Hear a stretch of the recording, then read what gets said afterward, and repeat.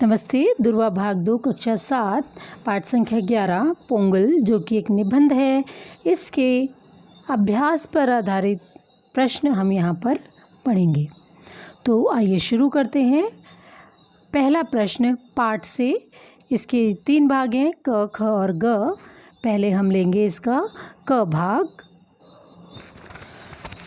पोंगल का त्यौहार अलग अलग राज्यों में अलग अलग नामों से मनाया जाता है। पाठ के आधार पर एक तालिका भरो।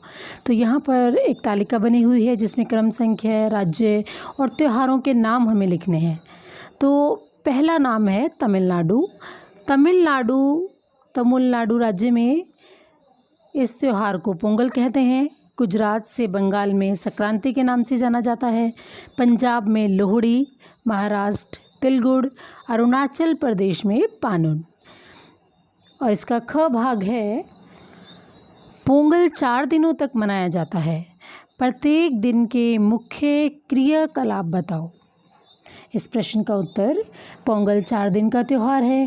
पहले दिन लोग भोगी का त्यौहार मनाते हैं, जिसमें घर की साफ़ सफाई करते हैं। शाम को बच्चे ढोल और बाजे बजाकर खुशियाँ मनाते हैं। दूसरे दिन रंगोली से घर को सजाते हैं। तीसरे दिन का जो त्यौहार है वो माटू पोंगल मनाया जाता है। दूसरे दिन के त्यौहार को पोंगल कहते हैं, जिसमें भात आदि बनाया जाता है। तीसरे दिन को माटू पोंगल कहते हैं।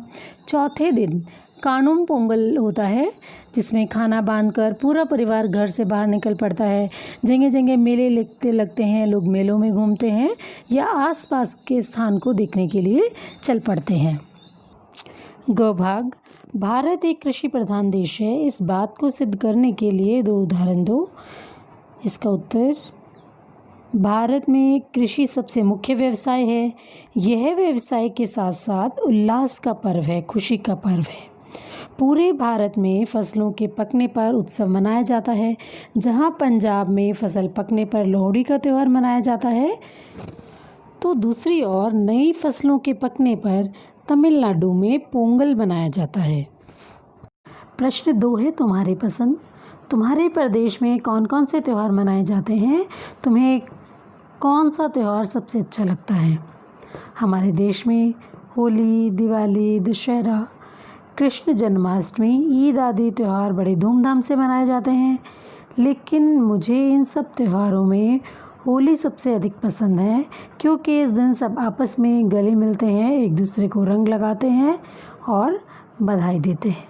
इस प्रश्न के उत्तर में बच्चों, आपको जो भी त्यौहार पसंद है उसके बारे में आप लिख सकते हैं। प्रश्न 3, खेती बाड़ी। पाठ में खेती से जुड़े अनेक शब्द आए हैं। तुम खेती या बागवानी से जुड़े कुछ औजारों के नाम बताओ। तो बच्चों, आपने कभी खेती करते देखा होगा या आपके कहीं खेती होती होगी गांव में, या तो आपको उनके औजारों के नाम अवश्य पता होंगे। तो वो आप यहाँ पर लिख सकते हैं, जैसे हल, फावड़ा, खुरपी, रेती, तसला और ट्रैक्टर आदि। तो ट्रैक्टर ये सब जो है खेती के काम आते हैं। अगला प्रश्न है प्रश्न संख्या 4, रंगोली।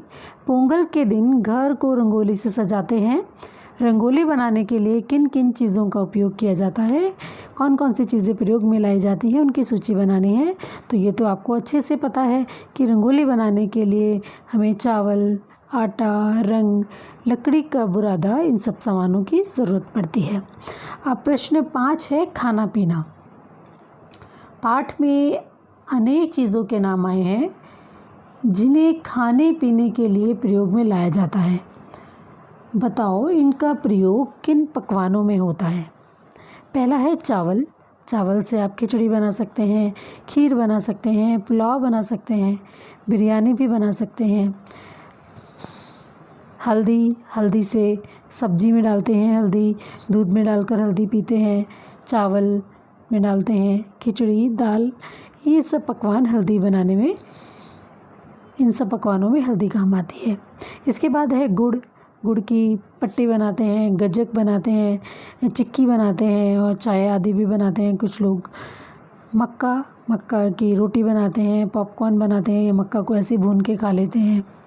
गन्ने से चीनी बनाई जाती है, रसावल बनाया जाता है, गन्ने का रस पीने के भी काम आता है और गन्ने के रस की खीर भी बनाई जाती है। और दूध से खीर, दही, पनीर ये सब बनता है। तिल से लड्डू बनते हैं, तिल पट्टी बनता है, कुछ लोग तिल की चटनी बनाते हैं।